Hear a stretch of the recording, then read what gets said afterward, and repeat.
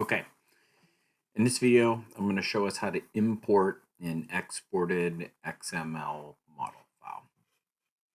So I opened up a different EA project, and now I'm going to import. So I come up to the Publish ribbon, I go to Import XML, and I'm going to navigate to where the file is. And right here's my file. I have import diagrams and import using single transaction selected. So I'm going to do that import. Sometimes it'll pop up a question asking, is it okay to import as a root node, or there's a root node, the import contains a root node.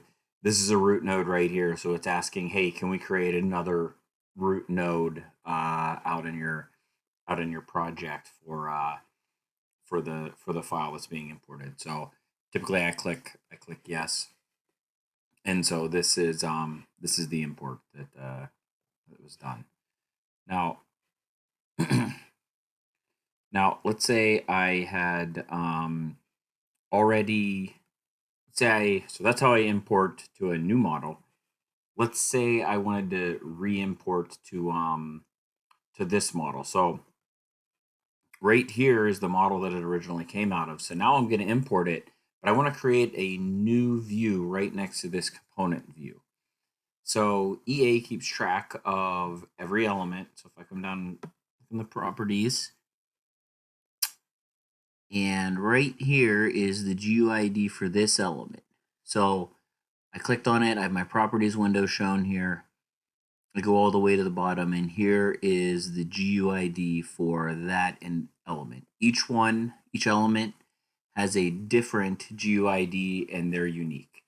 So if I were to run the import function and try to import that again, the model would recognize that that GUID already exists, and so it wouldn't create a copy. But if I wanted to create a copy with new elements, I would I go and run the import functionality, import.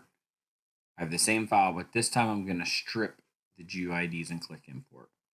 And so rather than overwriting the elements that are there, because that's what would happen if I did an import, I've created a new set of them.